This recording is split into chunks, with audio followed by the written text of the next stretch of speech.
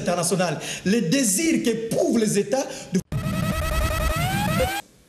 Il s'agit d'un assistant, donc c'est un deuil de tous les étudiants du Congo.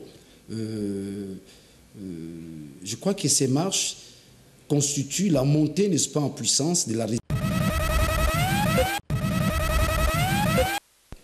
Mesdames, Messieurs, bonsoir.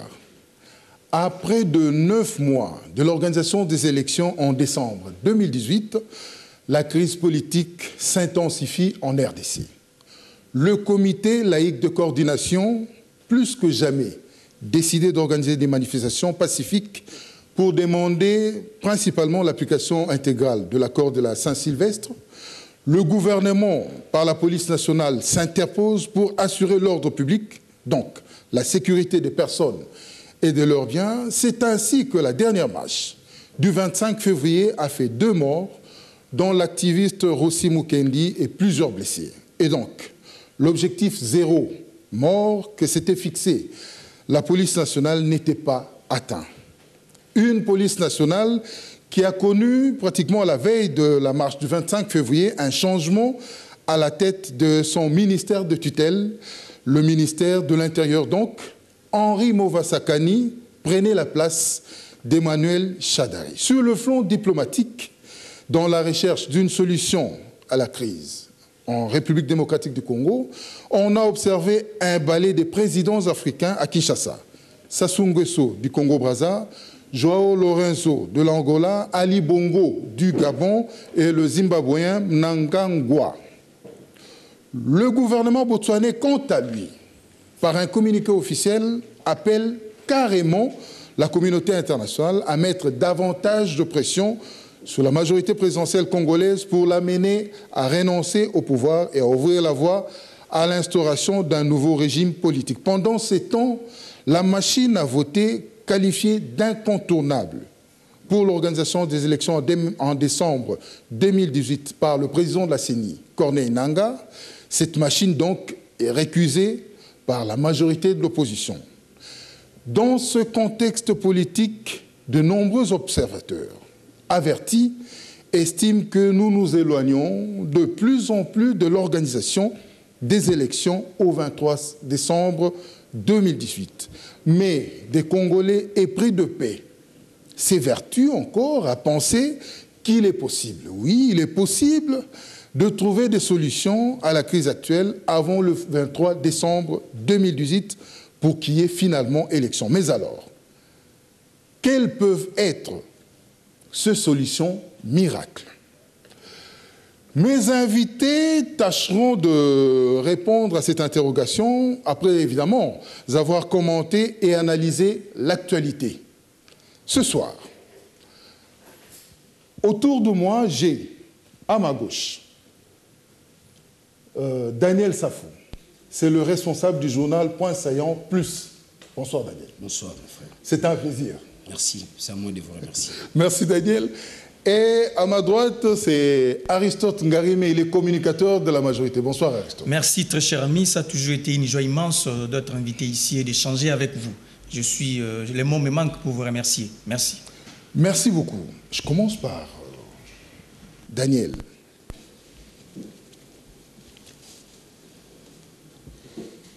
La marche du 25 février 2018, et on peut même remonter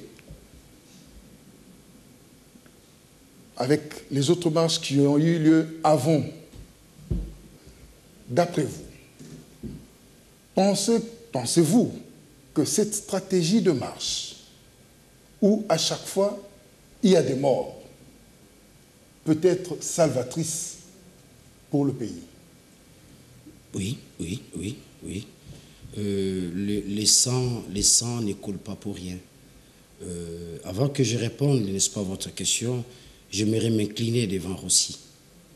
J'aimerais m'incliner devant ce jeune homme de 36 ans qui a accepté, n'est-ce pas, de se sacrifier au nom de la démocratie, pour la beauté de la démocratie. Et dans tout cela, ça renforce la résistance. Ce qui échappe à ces pays depuis des années, c'est cette absence de la résistance. Les Congolais ou le peuple doit arriver à un moment donné à résister face aux antivaleurs, face à la dictature, face à l'injustice, face au non-respect des textes, face à l'absence de la Constitution. Moi, je pense que ce sont les citoyens qui doivent s'élever. Et là-dessus, à chaque fois qu'il y a résistance, nous perdons, n'est-ce pas, des hommes aussi utiles pour les pays.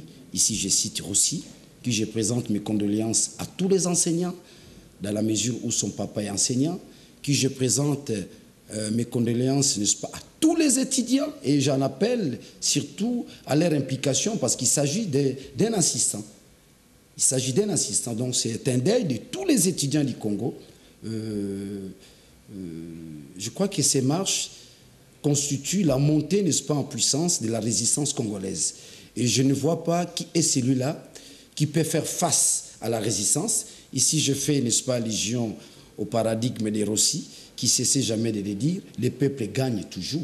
C'était ça, sa phrase chérie, c'est mon chéri. Il est mort avec ces mots. Les peuples gagnent toujours. Donc, les marches qui, depuis un certain moment, constituent un moyen par lequel nous pouvons faire reculer Kabila. Je crois que c'est le seul moyen aussi où Kabila peut réfléchir deux fois. Chaque fois, les gens meurent, mais les gens ne reculent pas. Aujourd'hui, plus il y a des morts, plus cela constitue un stimulus dans les chefs, n'est-ce pas, des résistants. Donc, ce qui se passe aujourd'hui, sans la résistance, le PPRD pourra agir comme il veut, la majorité pourrait agir comme il veut, et à chaque fois qu'il y a la résistance, ils sont tentés de réajuster, n'est-ce pas, leur façon de voir les choses. Donc, nous ramenons le PPRD et la majorité de la déraison à la raison. Voilà, n'est-ce pas, le fondement réel, n'est-ce pas, de toutes ces marches. Là, je cite René Descartes, de l'irrationalité à la rationalité, de la déraison à la raison. Et ces marches constituent un moyen par excellence, évidemment, des marches pacifiques. Et je terminerai pour dire, on ne gagne jamais un peuple. Je suis convaincu, au lendemain de toutes ces marches, les Congolais sortiront, n'est-ce pas, vainqueurs. Mais alors là, il faut qu'on reconnaisse quand même que l'opposition a jeté l'éponge. Aujourd'hui, c'est carrément le comité laïque de coordination qui prend la relève. Non, nous devons éviter la confusion. C'est quoi l'opposition aujourd'hui au Congo? L'opposition aujourd'hui au Congo, ce n'est pas Kamere, ce n'est pas Maman Eve Bazaïba. L'opposition au Congo aujourd'hui, c'est l'ensemble, n'est-ce pas, des citoyens congolais. Ce sont ceux-là qui n'ont pas d'électricité. Ce sont ceux-là qui ne savent pas payer les frais scolaires de leurs enfants. Ce sont ceux-là qui sont tués, n'est-ce pas, à l'université de Kinshasa, à chaque fois qu'ils revendiquent. Ce sont ceux-là qui sont soumis à la discrimination salariale.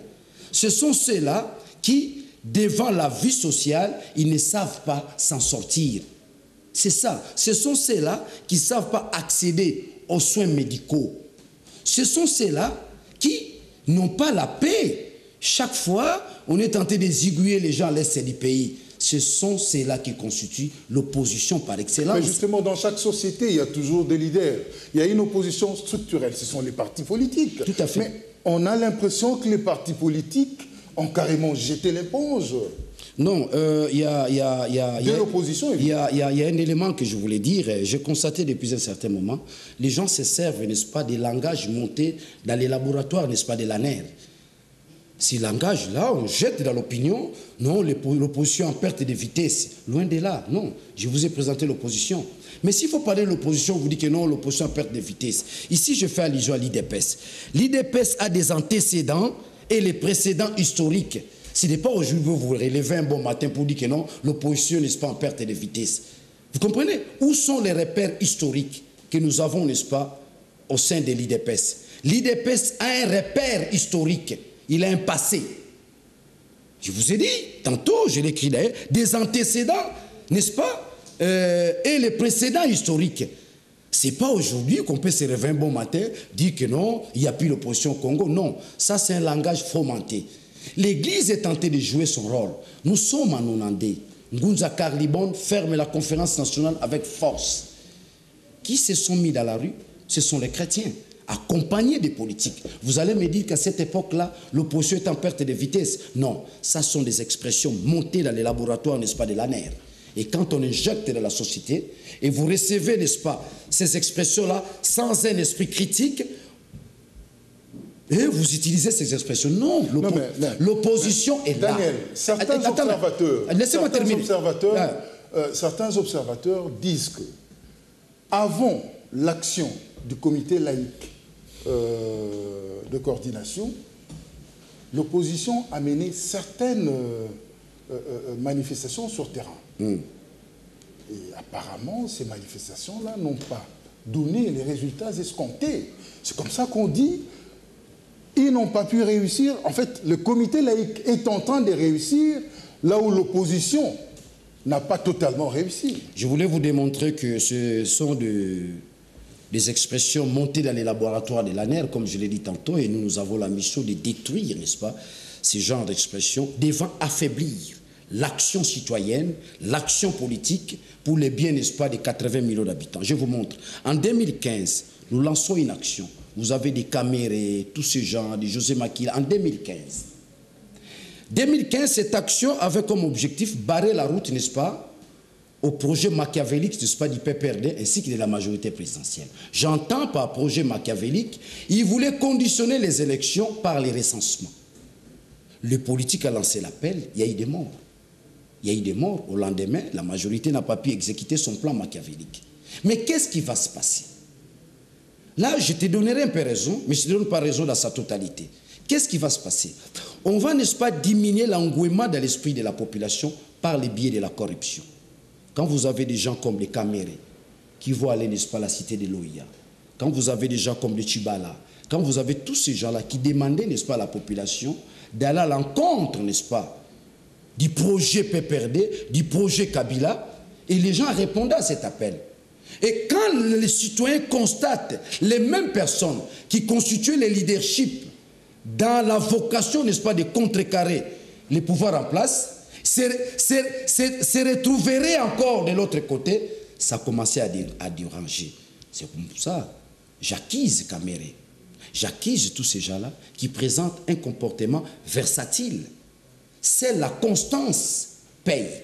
C'est la constance qui a fait de Tshisekedi un grand leader, qu'à chaque fois qu'il lançait l'appel, et le peuple répondait. Mais la génération actuelle, il y a la constance? Il n'y en a pas. Mais nous avons ceux-là qui ont encore la constance. Je crois encore à la constance de Félix Tshisekedi. Je crois encore à la constance, n'est-ce pas, de tous ces mouvements citoyens. Je crois encore à la constance de moi-même, Daniel Safou. Mais pour ceux-là qui pêchent aux vies et aux yeux de tout le monde, sans pour autant voir développer... Ils sont débauchés. Oui, ils sont débauchés, c'est une honte. Ils découragent le mental, n'est-ce pas, de l'ensemble de tout un peuple. C'est ça le problème. Et dans cette émission, je profiterai, n'est-ce pas, lâcher les mots. Oui, Mobutu, excusez-moi, pardon. Rapidement. Mobutu n'a pas seulement détruit l'économie du pays. Mobutu aussi a détruit les systèmes de pensée de tout un peuple. Et le travail que Tshisekedi a fait dans les mentales des Congolais, on ne peut pas oublier cela.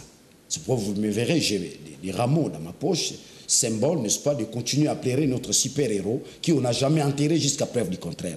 Mobutu a détruit les systèmes de pensée de tout un peuple. Il a rendu notre peuple idiot. Vous comprenez? Et Tshisekedi a fait un grand travail dans les mentales, n'est-ce pas, du peuple congolais. Notamment, braver la peur. Notamment, la constance, n'est-ce pas, dans l'agir politique. Ça fait de lui un grand leader. Mais regardez la génération, n'est-ce pas, actuelle. Ici, je fais allusion à Vital Kamerhe. C'est bien bon. Nous les voyons dans les marches. C'est bien bon. Nous les voyons dans les déclarations. C'est bien bon. Mais ce qui est bon, c'est la constance. Qu'est-ce qui dit que demain, il ne va pas nous trahir? Et ce genre de comportement diminue l'engouement, diminue l'esprit même, n'est-ce pas, de la résistance de tout un peuple qui veut, n'est-ce pas, aller de l'avant. Merci beaucoup, donc, Daniel. Je conclue par là pour dire que l'opposition n'est pas en perte de vitesse. L'opposition, c'est l'ensemble de tout un peuple, loin de là. Mais toujours est-il qu'avec des marches, aujourd'hui, on est tenté de réhabiliter, n'est-ce pas, l'âme congolaise. Notamment, il n'y a plus peur. Il y a 2 ans, 3 ans, on a ramené la peur, n'est-ce pas, dans les chefs des Congolais. Grâce à ces 3 marches organisées par les CLC, il y a, n'est-ce pas, une forte substance qui est tentée de quitter les chefs du Congolais. Donc, le Congolais n'est plus le Congolais d'hier. C'est un nouveau Congolais capable, n'est-ce pas, à revendiquer ses droits. Merci beaucoup. Merci Daniel Safou. Alors, Aristote. avec la dernière marche du 25 février, il y a eu encore des morts, 2 morts. Un à Mbandaka et un autre ici à Kinshasa. Pourtant, la police nationale s'était fixée comme objectif 0 mort. Ça n'a pas marché. Merci, cher journaliste, pour cette question. D'ores et déjà, je vous remercie encore une fois pour cette invitation. Ça a toujours été pour moi un grand plaisir d'être ici et d'échanger avec vous. Très sincèrement, c'est ça justement qui constitue la construction même de l'État, la construction même de la nation. Donc, de tels exercices. S'il y a quelqu'un qui est tellement choqué par rapport à la disparition de Russie, permettez-moi de vous dire, c'est entre autres moi Aristote Ngarémé. Parce que j'ai connu Russie à l'université, de G1 jusqu'en 2e licence. Je vous informe qu'il bénéficie de la même formation que moi. C'est à peine qu'il a été rappelé à la profession, mais j'ai dit que je connais très bien cet homme. Je connais parce que c'est un collègue. Je le connais à l'université. Il a été avec moi, il me connaît. Et on s'est connus. On a une histoire. On était ensemble à l'université. Je suis totalement choqué de sa disparition. Je suis totalement effondré de sa disparition. C'est ici le lieu et le moment de présenter mes condoléances le plus sincères à sa famille d'abord, son père, je vois sa femme et ses 2 enfants, ainsi qu'à l'ensemble de la jeunesse de mon pays. C'est que je voulais d'abord placer. Très chers amis, nous revenons dans le cadre de cette marche. C'est là où nous devons éventrer les bois pour voir son émancipation. De la marche, chers amis, certes la Constitution du 18 février 2006 consacre le régime d'information. Ça c'est clair, il n'y a pas à discuter. Les régimes d'information, si vous voulez marcher, il faudrait informer l'État, il faudrait informer les gouvernements pour justement commencer, pour initier votre marche. Ça, c'est consacré par la Constitution. Faudrait-il encore ici insister, bien qu'il y a le régime d'information, il y a une brèche que la Constitution a donnée qui consiste à proposer une loi pour encadrer cette marche. Certes, c'est constitutionnel, mais il faudrait aussi une loi pour encadrer cette liberté des manifestations. Qui n'existe pas encore. Je lis dans les pipelines au Parlement. En gestation. Permettez, je lis dans les pipelines au Parlement, je lis la loi, la proposition d'Elice Sanga. C'est quand même, il y a lieu de féliciter. Je lis cette loi, c'est encore dans les pipelines, c'était venu au Sénat et je lis cette loi. Et je crois que la Cour constitutionnelle va se prononcer par rapport à la qualité de cette loi. Donc c'est pourquoi je dis, certes, il y a les régimes d'information, il faudrait aussi une loi définitive pour encadrer, pour que nous qui n'existe pas encore. Qui n'existe pas, effectivement. Je l'ai suivi également le chef de l'État qui a promis que cela sera vraiment beaucoup plus accéléré lors de la prochaine session parlementaire. Donc c'est ça que je vais dire. Mais, chers amis, là où je désire ardemment attirer votre attention, et je souhaite faire du droit comparé pour essayer justement de faire passer mon message. Chers amis, du droit comparé, qu'est-ce que cela veut dire? Si nous voulons voir ce qui se passe sous d'autres cieux, chers amis, si nous voulons consulter même la France, consulter d'autres pays, comment est-ce qu'on arrive à encadrer la liberté des manifestations? Comment est-ce qu'on encadre la manifestation sous d'autres cieux? C'est du droit comparé pour avoir ne serait-ce qu'une idée de ce que nous pouvons faire ici, c'est ce qu'on devait faire ici. Chers amis, écoutez, autant vous avez besoin d'occuper un espace public, autant vous avez besoin d'exploiter un espace public, autant un autre Congolais, autant un autre monsieur, il en a aussi besoin d'exploiter cet espace public.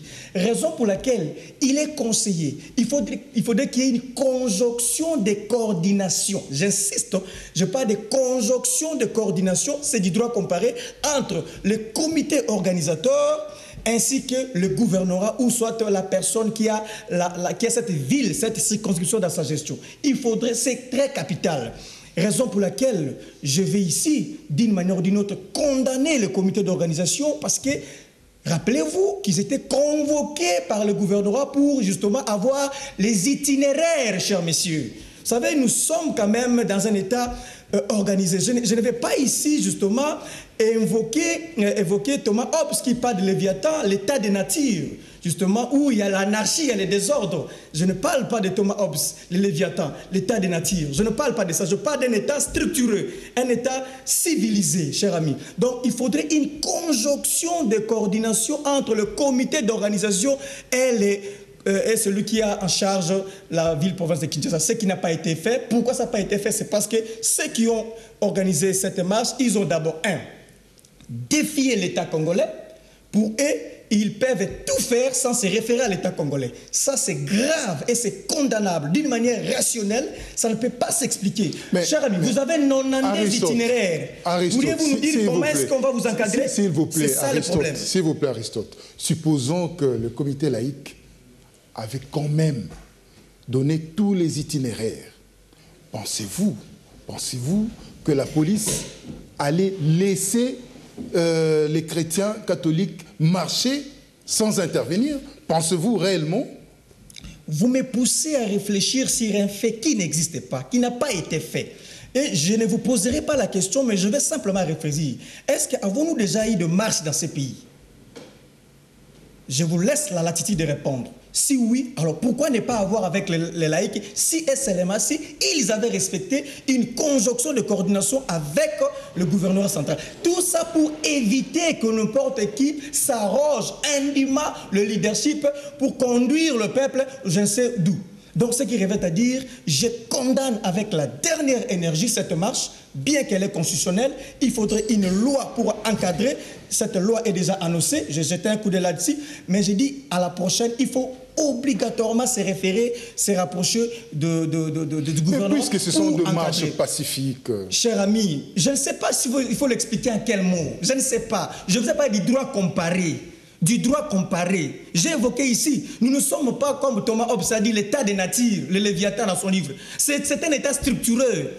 Du droit comparé. Posez-vous un peu la question, comment ça se passe en France? Parce que c'est aussi une marche pacifique en France. Comment ça se passe sous d'autres cieux? Est-ce que vous pouvez vous lever un matin, prendre en otage votre avenir pour dire que j'ai informé? Non, cher ami, il faut qu'il y ait le minimum de conjonction, de coordination. Parce que l'espace que vous occupez, c'est un espace public. Autant vous avez besoin de cet espace, autant moi, Ngari, mais Aristote, j'ai besoin de cet espace. Celui qui va nous départager, c'est l'État congolais. Alors, vous organisez la marche, vous défiez l'État congolais. Il n'y a même pas une conjonction de coordination. Quels sont vos itinéraires, cher ami? D'une manière rationnelle. C'est l'état de nature, Thomas Hobbes a dit. Ça, c'est le désordre, ça, c'est l'anarchie. Non, mais le problème, c'est justement cette loi qui n'existe pas encore. En gestation, oui, qui n'existe pas encore, qui n'est pas encore effective. Parce que la conjonction dont vous parlez n'est reprise dans aucune loi. La Constitution se limite à dire qu'il faut informer. Et c'est ce que le comité laïque a fait. Le comité a informé. Le reste, il n'y a pas de loi. C'est là le problème. Qu'à cela ne tienne, Aristote, il y a eu changement au sommet de la vice-primature chargée de l'intérieur. Il y a Henri Movasakani qui a remplacé Emmanuel Chadari. Et du coup, le 25 février, on a vu les fameux bérets rouges d'Henri Movasakani débarquer. La veille même, ils étaient déjà à la cathédrale Notre-Dame. Cher ami, l'opposition estime que ça, c'est une milice que le pouvoir est en train de mettre en place, comme ça a été le cas au Burundi, avec les Imbonerakure, et je crois que j'ai bien prononcé le mot. Et ça, c'est dangereux quand ça vient du pouvoir. Écoutez, ne faisons pas de l'amalgame. Écoutez, cher ami. D'abord, je n'apprécie pas cette expression employée par vous, le béret rouge de Movasakani. Qu'est-ce que cela veut dire? Le béret rouge de Movasakani. Qu'est-ce que cela veut dire? Je n'apprécie pas cette expression. Libre à vous de l'employer. Quant à moi, je n'accepte pas. Simplement que ces bérets rouges sont arrivés avec l'avènement du secrétaire général Henri Movasakani. Non. Je crois que vous êtes d'accord avec moi, au moins, sur ce point. Moi qui vous parle, oui. Je suis de la jeunesse du PPRD. Voilà. Je suis au cadre du PPRD. Oui. Donc, je suis mieux placé pour vous donner, n'est-ce pas, la primaire de ce qui s'est passé. Voilà. Cher monsieur. Donc, je commence par vous dire, je n'apprécie pas l'expression le béret rouge de Movasakani. Qu'est-ce que cela veut dire? Mon béret rouge de Movasakani. Ça ne veut rien dire. Je mets des gants. Et comment vous les appelez, vous, au PPRD? Comment vous les appelez? Je vais m'expliquer. Vous m'avez posé une question et je vous donne. Comment vous les appelez, vous? C'est la jeunesse du PPRD. Okay. C'est le jeune leader. Le jeune leader qui se démarque à travers un signe. Justement, vous avez évoqué le béret rouge. En fait, c'est un message subliminal qu'on lance. Vous voyez, donc ça n'a rien à voir avec une milice quelconque. Un message subliminal. Juste, voilà. Donc, avec le béret rouge. Ça n'a rien à voir avec ce que vous dites. D'abord, je n'apprécie pas l'expression le béret rouge de Mova Sakani. Mova Sakani, c'est quand même un intellectuel que je respecte. C'est un homme que je côtoyais au quotidien pendant qu'il était secrétaire général du PPRD. Et je connais la qualité morale de cet homme, Mova Sakani. Donc, il ne faut pas nier le béret rouge de Mova Sakani. C'est comme si Mova Sakani était en train de créer une rébellion ou une milice propre à lui. Je ne sais pas pour faire quoi. Donc, ça n'existe pas. Je n'ai jamais dit ça. Justement, je réfute cette expression. Je vous réponds, cher ami. Ce qui s'est passé ce jour-là, je ne sais pas pourquoi est-ce que vous l'interprétez si mal. Certes, le Congo, c'est un État laïque. Ce qui revêt à dire, il n'y a aucune religion qui s'ingère dans la gestion du pays. C'est-à-dire que l'État congolais est autonome par rapport à ses prises de décision. L'État congolais ne se réfère pas à une religion quelconque.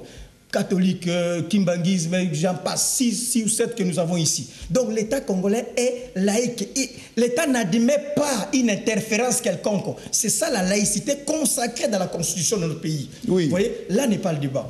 Et au sein du PPRD, au sein de l'agence du PPRD, il y a des jeunes catholiques, chers amis. À moins que vous avez la licence pour nous retirer la qualité d'être membre de l'Église catholique, je ne pense pas. Nous sommes catholiques. Ce n'est pas parce que je suis du PPRD, ce n'est pas parce qu'un jeune est du PPRD et on lui enlève la qualité d'aller prier à l'Église catholique. Il n'en est pas ainsi. Les jeunes que vous avez vus aller prier à l'Église Notre-Dame, je vous informe et je vous défie. Je mettrai même ma main à couper. Montrez-moi là où ils ont cassé. Ils ont prié, ils ont défié l'État, où ils se sont lancés dans une action subversive. Citez-moi et parlez-moi d'une action de cette nature. Je ne vois pas. Ce sont des jeunes qui sont allés tout simplement pour prier. Ils se sont dit, comme les opposants veulent prendre l'Église catholique en otage, parce qu'ils se sont dit, vous connaissez le consortium 50-50 de Kabundu, le CG de l'IDPS. Il a dit, l'Église catholique donne de paroisses et ils amènent des militants. Le consortium 50-50. Mais nous étions du coup choqués. Je dis, mais comment ça? Comment on peut parler bonnement, sans rire, du consortium 50-50 entre l'Église catholique et l'IDPS? Alors ça, c'est très dangereux. Nous sommes des jeunes catholiques, nous sommes allés prier. On n'a rien cassé, monsieur. Citez-moi même une chaise cassée lors de notre interruption ou soit de notre arrivée à l'église. Ce n'était pas le cas. Ce qui choque certains, ce qui scandalise certains, c'est peut-être notre message subliminal de béret rouge. C'est un message subliminal. C'est là le problème. Ça dénote, ça cache cet un message. uniforme là. Justement, c'est un message subliminal. Je vais vous expliquer. Pour intimider. Intimider qui et pourquoi? C'est un message subliminal. On lance, ne voyez pas le béret rouge, voyez le message qui est derrière le béret rouge.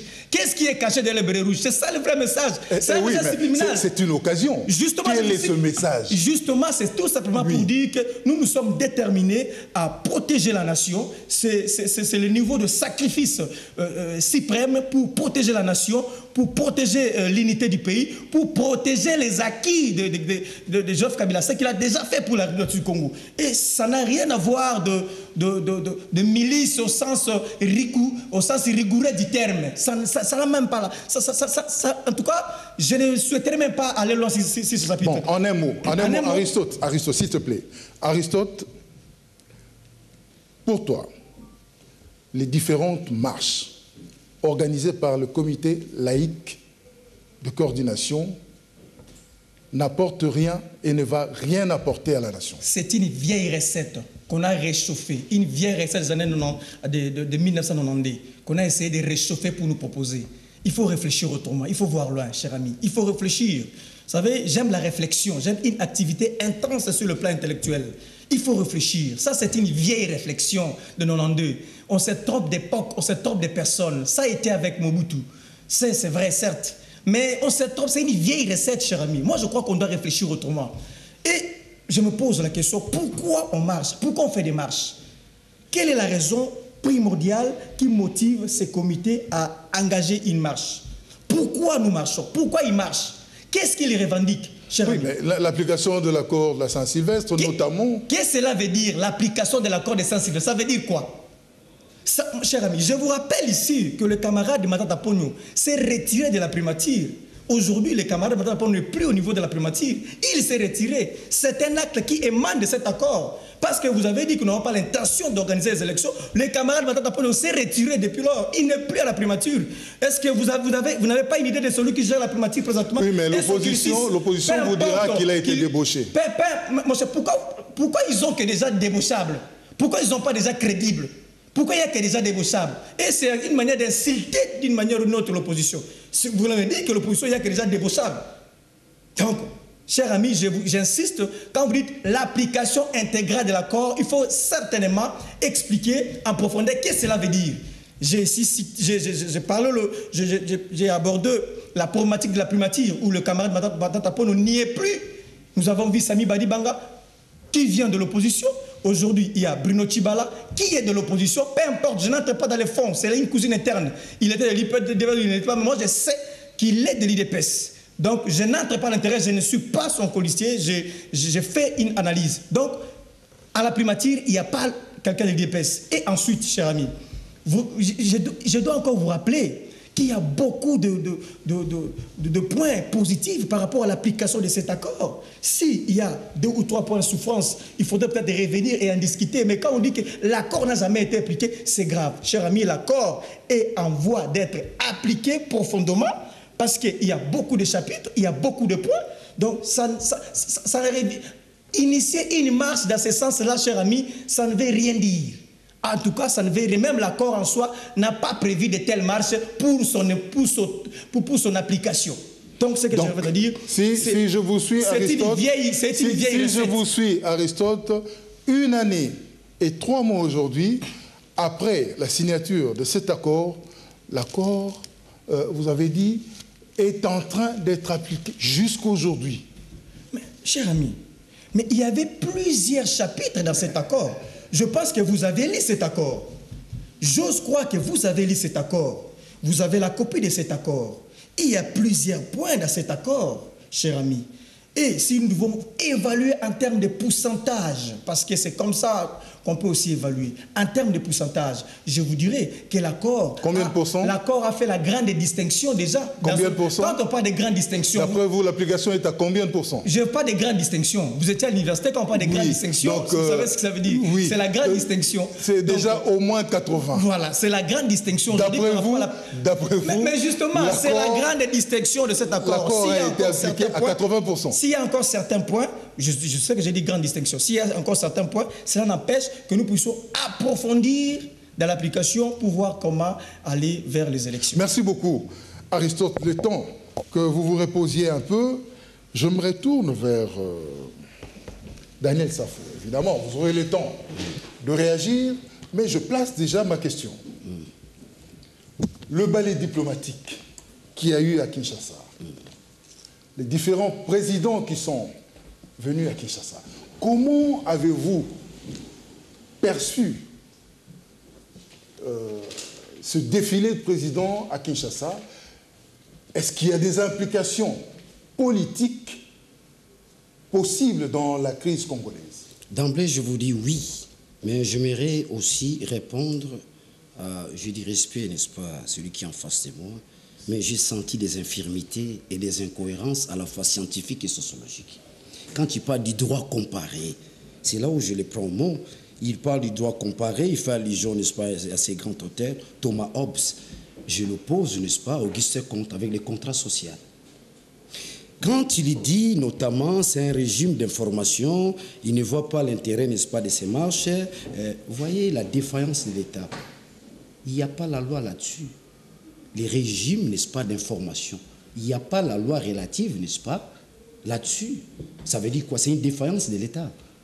Nous sommes dans un pays démocratique, vous savez bien qu'il va y avoir des manifestations et qu'on sort. Mais il n'y a pas une loi appropriée là-dessus. Que mon ami me dise, donc il est encore dans son droit comparé, il réfléchit. Ça veut dire que nous sommes dans la logique de Thomas Hobbes. Ce n'est pas un État organisé. C'est un État qui ne respecte pas les contrats sociaux. J'entends par contrat social le respect des textes. Là, vous n'allez pas me contredire. Nous sommes dans les droits comparés. Toujours dans les droits comparés.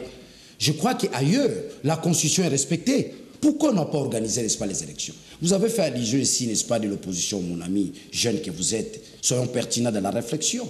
Pourquoi Matata a quitté pour laisser la place, n'est-ce pas, à Sami Badibanga? Mais simplement parce qu'on n'a pas organisé les élections. C'est le plus grand échec de Kabila.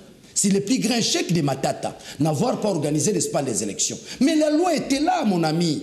Que dit la loi là-dessus? Le Parlement votait un budget de 250 millions pour chaque année. Vous êtes d'accord avec moi? Là, si vous me contredisez, on ne va pas vous prendre au sérieux en tant que scientifique. Mettons-nous d'accord là-dessus. C'est cette loi, lorsque le Parlement a voté la loi, n'est-ce pas, devant permettre qu'il y ait des élections en 2016. Pourquoi il n'y a pas eu d'élection? C'est comme ça que Matata a quitté la primature pour donner la place à Sami Badibanga, suite, n'est-ce pas, à un dialogue. Et là, maintenant, automatiquement, c'est ce qu'on appelle en science, vous n'avez plus la totalité du pouvoir, vous, cadre du PPRD, le pouvoir devient consensuel. Là, je suis d'accord avec vous, vous n'allez pas me contredire. Le pouvoir devient consensuel de Sami Badibanga, de Tchibala, Nzenze. Ils ne sont pas là par accident, ni par la volonté de Kabila. C'est après avoir constaté l'échec, n'est-ce pas, du pouvoir de Kabila, n'avoir pas organisé les élections en 2016, que nous allons, n'est-ce pas, passer à un dialogue où Tshisekedi a dénoncé Kodjo Azali Kabila Samonene. C'est là où vous avez débauché des caméras et tous ces gens-là. C'est ce qui a produit. C'est la cité de l'OIA. Mais est-ce que la cité de l'OIA est prévue dans la Constitution? Vous qui parlez du droit comparé. Est-ce que la cité de l'OIA est prévue dans la Constitution? La réponse est simple. C'est non, mon ami. Avec tout le respect que j'ai de la science, je refuse de vous clouer. Mais vous constatez vous-même, là où vous allez, vers la croix. Je reviens, mon ami, ici. Vous parlez, la marche, c'est une vieille récite. Oh, l'accord a été appliqué, mon ami. Je te poserai la question. Ça, c'est une institution. Il n'y a pas des semaines, je vous donne l'information, il y a eu des échauffourées entre Luman et Olenganko, peut-être n'avait pas l'information, suite à une somme, je crois, de 500 000 $ liée au fonctionnement du CENSA. Regardez l'esprit budgétivore.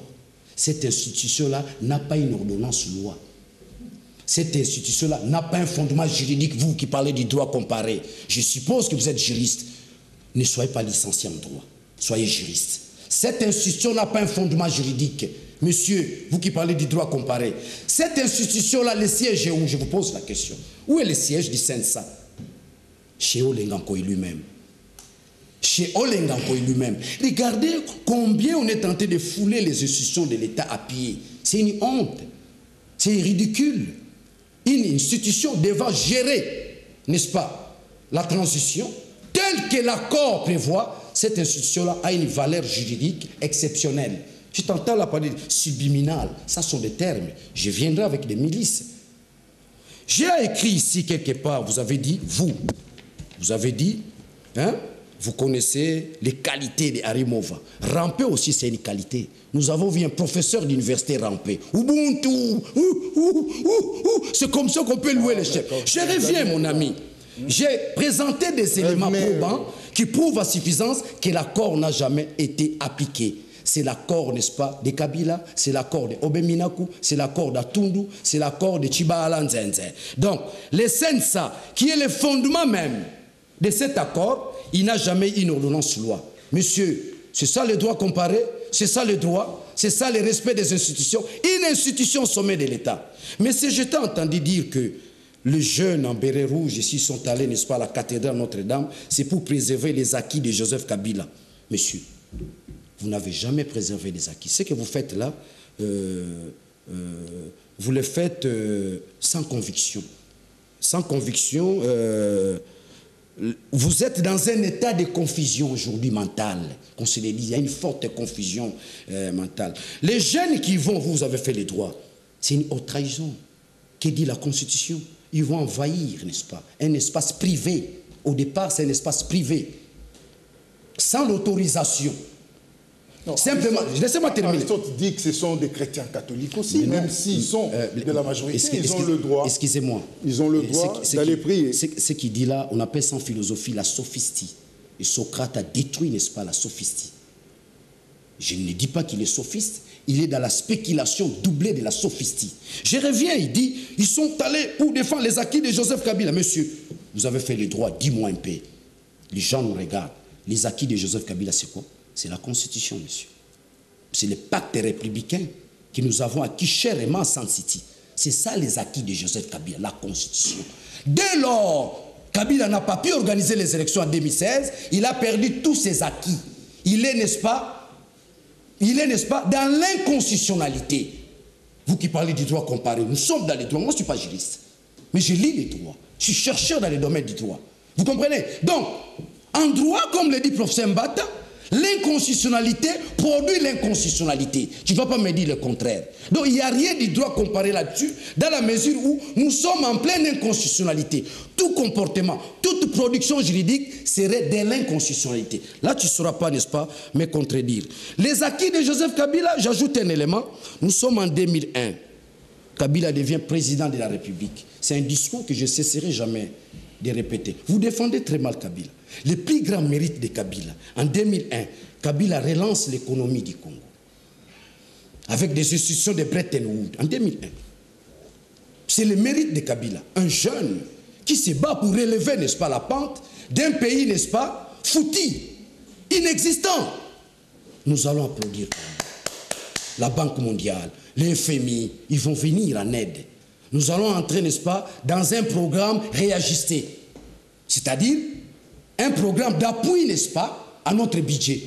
Le Congo ne produisait que 50%, la communauté internationale nous apportait 50%. Je crois juste que là nous sommes d'accord, monsieur. Mais quand on arrive un peu plus loin, ces institutions vont se retirer. Vous savez pourquoi, monsieur? C'est au nom de la corruption. C'est là où naît le concept mauvaise gouvernance. C'est avec Mata Tampogno que tu as semblé vanter. Ces institutions vont se retirer. Et nous allons entrer dans une difficulté économique insupportable. Je crois que je peux utiliser votre mot, subliminal. C'est ça. Donc, le pays entre dans une confusion totale. Nous savons, on est enfin en face d'une économie déboussolée. Le Congo ne va plus produire, il n'a jamais produit. Le Congo ne va pas créer, n'est-ce pas, des richesses. Le Congo va rester, n'est-ce pas, campé sur les matières minières. Et où en sommes-nous aujourd'hui, mon frère? On est plongé dans la pauvreté, on ne sait rien faire. Les pays n'est plus dirigé. Je reviens maintenant par rapport au ballet diplomatique. Oui. Il ne va pas me contredire, je reviens. Oui. Les acquis de Joseph Kabila, c'est la Constitution. C'est cette Constitution que vous avez foulée aux pieds. C'est une honte, c'est grave. Les pays n'existent plus. Parce que dès lors, on n'a pas la Constitution que vous avez foulée aux pieds, vous êtes juriste. Dis-moi, je vous dis, je confirme sur ce plateau, la Constitution n'existait pas. On a foulé au pied cette Constitution dès lors que les élections n'ont pas été organisées en 2016. C'est pourquoi il y aura OIA. Deuxième possibilité, il y aura l'accord, monsieur, vous êtes juriste.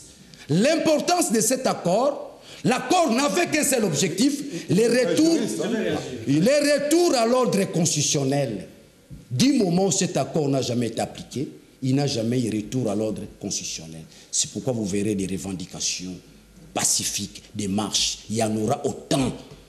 Plus qu'il y aura, n'est-ce pas, des marches, ce maintien de pression, une pression permanente, pourra changer Kabila, ce que j'ai dit tantôt, de la déraison à la raison. Je reviens maintenant par rapport à tous ces ballets diplomatiques. Voilà. Les non-dits de tous ces ballets diplomatiques. Nous devons aller, n'est-ce pas, au passé. Interrogeons le passé.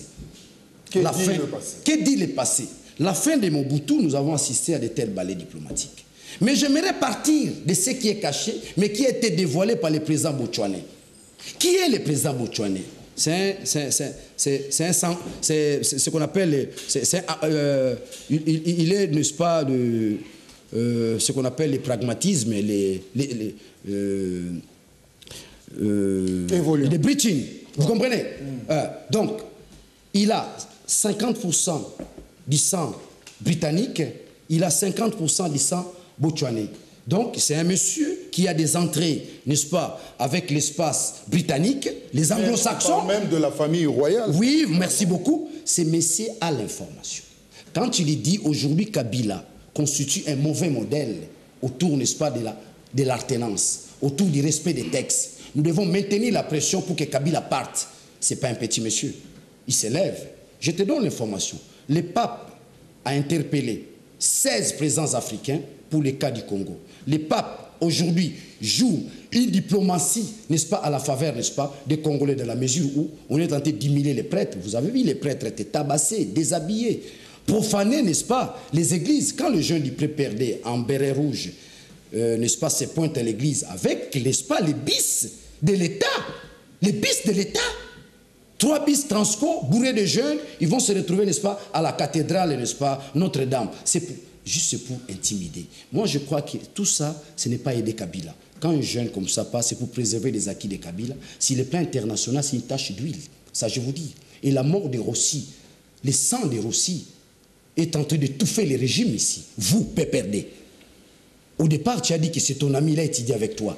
Mais qui a tué Rossi? C'est le régime de Kabila qui a tué ton ami. C'est le régime. Vous me saisissez?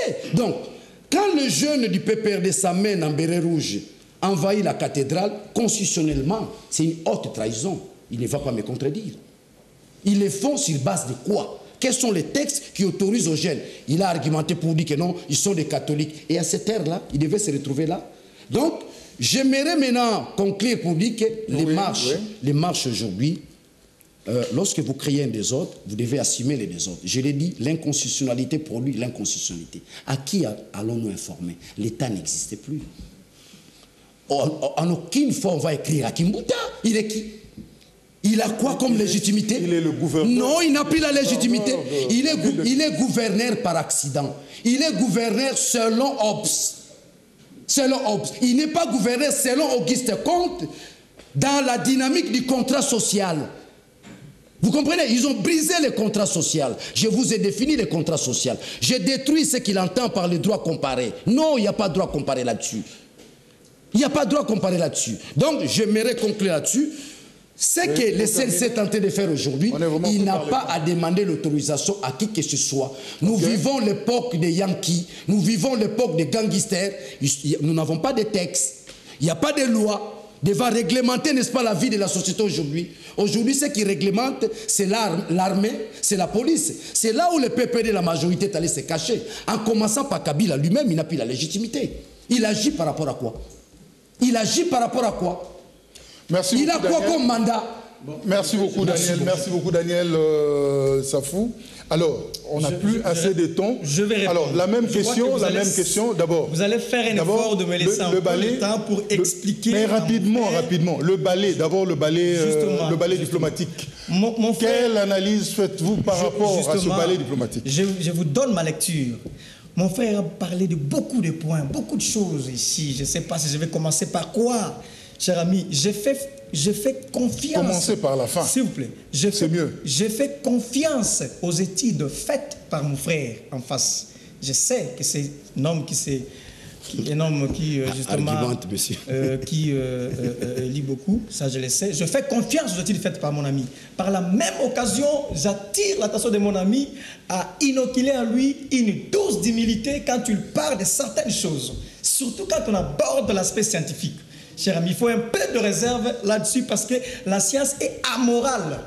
Vous voyez? Donc, je vais revenir sur ce que vous avez dit, mais je réponds d'abord à votre question, cher ami, par rapport au balai diplomatique. Oui, rapidement, parce que vraiment, cher ami, il y a une dernière question. Les balais diplomatiques, c'est l'antipode de l'isolement diplomatique. Si vous voulez comprendre la pertinence de ces balais diplomatiques, c'est d'abord comprendre que c'est l'isolement diplomatique. J'ai dit, les balais diplomatiques est l'antipode de l'isolement diplomatique. C'est-à-dire? Cher ami, mais justement, vous avez du mal à comprendre ce que je veux dire, vous voyez? Oui. Allez-y. Je vais aider les autres. Oui. Je dis c'est-à-dire. Justement, je vais aider les autres. Et je vais aussi aider tout le monde. Ça, c'est... Je comprends. Merci. Je comprends. Merci, que vous défendez l'indéfendable. Ça c'est autre chose. S'il vous plaît, Daniel. Ça, c'est autre chose, cher Daniel. Je vous en prie. Nous devons garder cette émission beaucoup plus scientifique. Je vous en prie. Allez-y, rapidement. J'ai tendance à dire ceci, cher ami. Nous sommes ici dans un domaine des relations internationales. Les relations internationales constituent à la fois une réalité sociale de la vie des États et aussi une science, une discipline scientifique. Nous sommes dans un domaine des relations internationales, chers amis. Dans les relations internationales, les États éprouvent le désir de vivre ensemble, de coopérer. En dépit du caractère souverain de chaque État, les États éprouvent le désir de cohabiter, d'échanger. C'est pourquoi je vous ai dit, si vous n'avez pas la définition de l'isolement diplomatique, allez-y comprendre ce que c'est les balais diplomatiques. C'est l'antipode, c'est le contraire de l'isolement diplomatique. Nous sommes en relations internationales. Le désir qu'éprouvent les États de vouloir vivre ensemble et échanger. Et, chers amis, je rappelle ici, et j'attire votre attention par rapport à l'existence de l'État. Un État, comme vous voyez, un État a deux faces. Un État a deux faces. Il y a la face interne, ce qui relève de la politique interne, les institutions, le gouvernement. Il y a aussi la face externe. C'est là où intervient la politique étrangère d'un État. Et il faut maintenant interroger ce que c'est la politique étrangère de la RDC. Et vous allez comparer Joseph Kabila et dans les bons. C'est ici, je profite de l'occasion pour féliciter la cellule diplomatique du chef de l'État et le ministre ayant en charge les affaires étrangères. Je cite Léonard Chokitoun. Donc, nous sommes dans une bonne direction. Ça veut dire quoi, cher ami? Je sais que vous le savez comme moi, que dans la constitution d'une politique étrangère de notre pays, il y a notamment la politique de bon voisinage. Ça, au moins, vous le savez. Ça veut dire que le Congo ne peut pas, dans sa politique étrangère, se comporter comme un État voyou.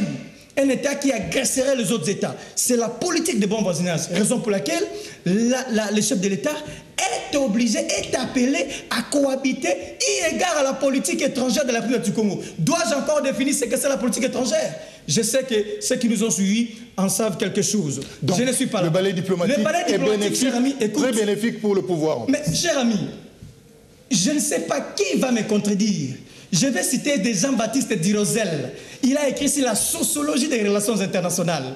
Il a même dit, pour analyser les initiatives de nos dirigeants, il faut justement voir les actions qu'il est en train d'entreprendre sur le plan diplomatique. Donc, ce que Joseph Kabila fait, ça entre dans le cadre de notre politique étrangère. Okay, c'est bon. Et la diplomatie en soi n'est qu'un instrument de la politique étrangère. Okay, c'est bon. Maintenant, donc, répondez, réagissez rapidement. C'est tellement une chose que je tenais vraiment à le dire. Voilà. C'est une hérésie, c'est une prouesse. Réagissez rapidement à quelques points de l'intervention de Daniel. Oui, rapidement. Mon frère Daniel, oui. Je ne sais pas. Vous affirmez des choses, je ne sais pas si vous n'avez pas froid aux yeux, si vous êtes à l'aise.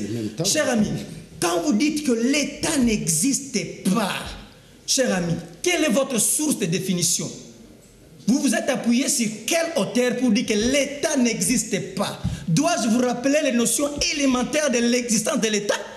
D'une manière classique et traditionnelle, l'État, c'est ce que ça veut dire, cher ami. Alors, il ne faut pas affirmer des choses tout. L'État n'existe pas. Aristote a dit une chose. Si un homme ne sait pas vivre avec les autres, si un homme ne sait pas vivre en harmonie avec l'État, sa place est à la forêt. Ce n'est pas avec les humains. Ça, c'est Aristote qui l'a dit, le philosophe, pas moi. Donc, ce qu'il répète à dire, l'État existe, cher ami, en dépit de ses faiblesses que sportivement j'accepte et j'encaisse, parce que c'est ça, la maturation d'un État, j'accepte en dépit des vicissitudes que nous avons ici, l'État existe. N'est pas consulter Kimbuta parce que Kimbuta serait illégitime et n'existerait pas. C'est grave ce que vous dites. Je pense que je dis aux étudiants, aux enfants de ne pas vous suivre dans cette voie, parce que c'est une voie dangereuse. C'est un saut vers l'inconnu. Vous ne saurez pas justifier ça, ni d'une manière scientifique ni politique. Vous n'avez pas de sources. Vous appuyez sur quoi? Il n'y en a pas. Les éléments constitutifs d'un État existent. Je ne vais pas revenir là-dessus. Cher ami. Rapidement, l'autre point. Cher ami, Kabila est illégitime. Kabila n'a plus mandat. Vous dites beaucoup sur le chef de l'État. Cher ami, dois-je vous rappeler ici que nous sommes dans une démocratie constitutionnelle? Et je vous informe, mes chers amis, la vie publique, la vie politique est encadrée par les droits publics. La scène politique, les jeux politiques sont encadrés par les droits publics. Donc, on ne peut pas se lever un matin parce qu'on est un acteur politique, parce qu'on est un homme politique, s'arroger indûment le droit de faire ce que l'on veut. La vie publique est encadrée par les droits publics, chers amis. Et nous sommes dans un contexte de la démocratie constitutionnelle. Ça veut dire quoi, démocratie constitutionnelle? C'est que nos dirigeants, Joseph Kabila, est l'émanation d'une démocratie constitutionnelle. C'est la constitution qui peut définir le début de son mandat et la fin de son mandat. C'est ça la démocratie constitutionnelle. Nous ne sommes pas dans la rue, nous sommes dans la démocratie constitutionnelle. Oui, évoluons. Donc, Joseph Kabila, ça je vous l'ai dit, il égare la démocratie constitutionnelle, il bénéficie encore de cette légitimité. Ça cessera d'exister le jour où un autre viendra. C'est la démocratie constitutionnelle. Oui, il faut lire certains auteurs que je ne peux pas dire ici. Oui, bon. Pour terminer. Il a parlé de Mova Sakani, Henri Mova Sakani. Cher ami, je ne sais pas. Encore une fois, j'attire votre attention sur l'humilité scientifique. Sur le plan scientifique, vous n'avez pas encore produit grand chose. Je doute fort que si vous êtes détenteur d'une thèse, ou je ne sais pas si vous avez écrit un livre ou des livres qui font autorité. Ça, je ne sais pas. Mais la personne que vous citez, Henri Mova Sakani, je lis Mova Sakani, c'est l'épistémologie des relations internationales. Je lis Mova Sakani, c'est plusieurs livres. En tout cas, ne faisons pas de l'amalgame. C'est un intellectuel, c'est un professeur d'université, et je mets quiconque à défi de me prouver une vidéo où Mova Sakani est allé danser Konguluma pour la Raïs. Prouvez-moi tout de suite une vidéo où Mova Sakani a dansé Tonguluma pour la Raïs. Ne confondez pas mon ami qui était là et Mova Sakani. Vous n'avez aucune vidéo à me prouver. Donc quand on parle de Mova Sakani, il faut un peu d'égard. Vous savez, une société où on ne respecte pas des gens comme des Mova parce que c'est un intellectuel, des professeurs d'université, c'est grave. Donc, cher ami, pour citer par rapport à la jeunesse... nous sommes à la fin, il y a une dernière question. À la jeunesse du PPR2, cher ami, vous parlez des acquis de Joseph Kabila. Moi, je suis de Bazouélé, la deuxième grande province du pays après la Tchopo. Cher ami, pour quitter chez moi dans les Bazouélé pour venir ici à Kinshasa, il fallait passer par Rwanda, Goma, tout ça pour arriver ici. Joseph Kabila, quand il est arrivé au pouvoir, quel a été l'état des liens de la RDC? Il a trouvé que le Congo comment quand Joseph Kabila est arrivé au pouvoir? Quel a été le budget que Joseph Kabila a trouvé quand il est venu au pouvoir?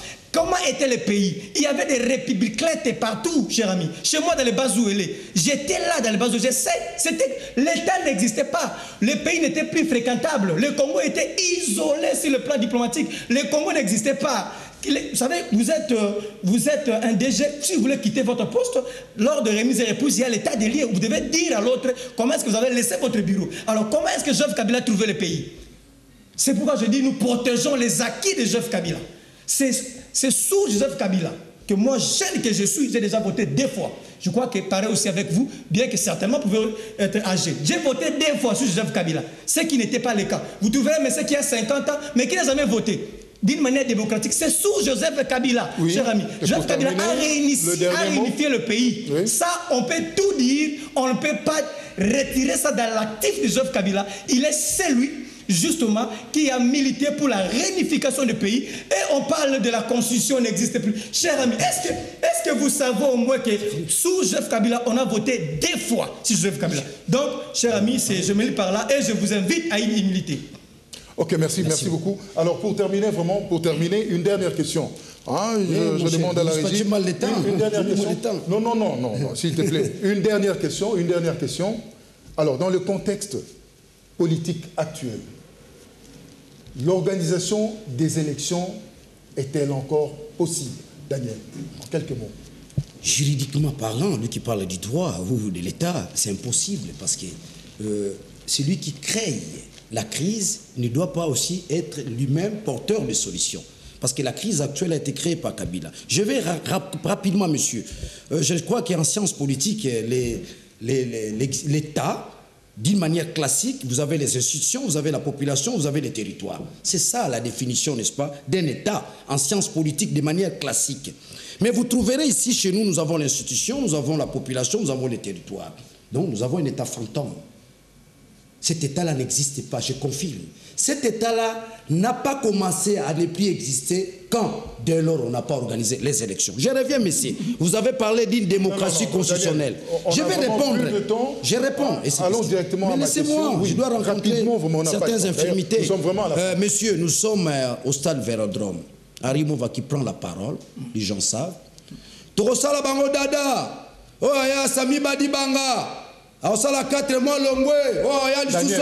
on est vraiment je réponds. Ça, rapidement. On appelle ça l'immoralité. Science sans conscience n'est que ruine de l'âme. Oui. Je reviens maintenant. Les élections, est-ce possible, l'organisation? Oui, merci beaucoup. C'est impossible. C'est impossible à la mesure où on nous amène la machine à voter. Là-dessus, le PPRD veut se servir de ce que j'appelle la théorie de l'usure. La théorie de l'usure, c'est quoi? On vous fait traîner les choses, vous faites traîner, à la fin, on vous dit, non, faisons quand même parce que le temps a beaucoup passé. Non, c'est impossible que nous puissions aller, n'est-ce pas, aux élections le 23. Premier élément, les problèmes se posent, n'est-ce pas, autour de la légitimité du pouvoir. Oui. Deuxième élément. Deuxième élément, ici, j'en appelle à tous ceux qui sont en train, n'est-ce pas, de revenir à l'irrationalité des Nanga. Je dis respect à tout cela. Je suis dans les contextes purement scientifiques. Réfléchissons en tant que scientifiques. Cette machine a quelle émanation? La machine, son émanation serait la loi. Y a-t-il une loi qui sanctionne, n'est-ce pas, cette machine-là? Vous verrez qu'il n'y a pas la loi. Nanga le fait selon, n'est-ce pas, sa volonté. Troisième élément. Aujourd'hui, il y a une pression permanente. Ce n'est pas parce que Rossi est mort. C'est parce qu'on a tué les gens le 31, qu'on a tué les gens le 21, qu'on a tué les gens le 25, que le peuple se décourage. La pression est permanente. Et cette pression est en train de prendre des dimensions. Hier, c'était la ville de Kinshasa. Mais aujourd'hui, où en sommes-nous?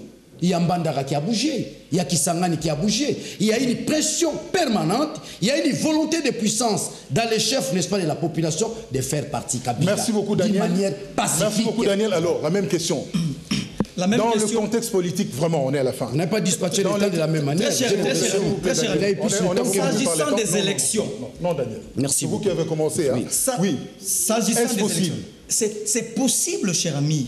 Vous savez, on a parlé de la machine à voter, ou soit nous disons l'imprimante à voter. Mais tire son fondement, tire son soubassement, tire son fondement justement dans les désaccords. Celui du 18 octobre 2017 et celui du 31 décembre 2017. Écoutez, qu'est-ce que cela veut dire, cher? On avait donné un devoir à domicile. Pas allusion à la présidence. S'il vous plaît, Daniel, on est vraiment à la fin. Alors, Aristote, Daniel, gardons l'émission. Les élections peuvent s'organiser. Cher ami, je vais juste... S'il vous plaît. Cher ami, je dis ceci. Oui, on avait donné un devoir à domicile à Nanga. Par rapport à ces désaccords, Nanga, tu es de la CENI. Allez réfléchir comment réduire le coût des élections. C'est par rapport à ces désaccords. C'était un devoir à domicile qu'on a donné à Nanga. Nanga est allé réfléchir comment faire pour réduire le coût des élections. Qu'est-ce qu'il a fait? Il a innové en termes de l'imprimante. C'est une innovation, c'était un devoir à domicile. C'est pourquoi je parle de désaccords. Mais il n'y a pas la loi là-dessus. S'il vous plaît. Cher ami, donc, ce n'est pas le vote électronique. Et encore une fois, quand on parle de vote électronique, on ne se sert pas d'un papier. Vote électronique, on n'utilise rien que de la machine. Mais là, il y a le papier qui intervient. Bon, Aristote, donc, ce n'est pas la machine, ce n'est pas le vote électronique. Donc, j'aurais bien te dire, c'est encore très possible, cher ami. Vous savez, il y a... Non. Ils ne sont pas préparés pour aller aux élections. C'est tellement possible. Nous allons voter le 23 décembre 2018. Et j'insiste pour dire ceci. Si Joseph Kabila Kabange quitte le pouvoir, il viole la Constitution. S'il reste, il respecte la Constitution. Merci beaucoup. Merci. Jusqu'aux élections. Merci beaucoup. Nous sommes vraiment à la fin. Nous aurons, juste un petit mot. Nous aurons beaucoup d'autres occasions. Ne pas organiser les élections, ce n'est pas violer la Constitution. Merci beaucoup. Ne pas organiser les élections, ce n'est pas la violer la Constitution. Nous aurons beaucoup d'autres occasions, Daniel. Ce n'est pas la dernière émission. Mais l'État n'existe plus. L'État existe. La démocratie constitutionnelle dont tu parles n'existe pas. Ça existe. Sinon, c'est l'anarchie. Mais nous sommes de l'anarchie. C'est l'anarchie. Mesdames, messieurs.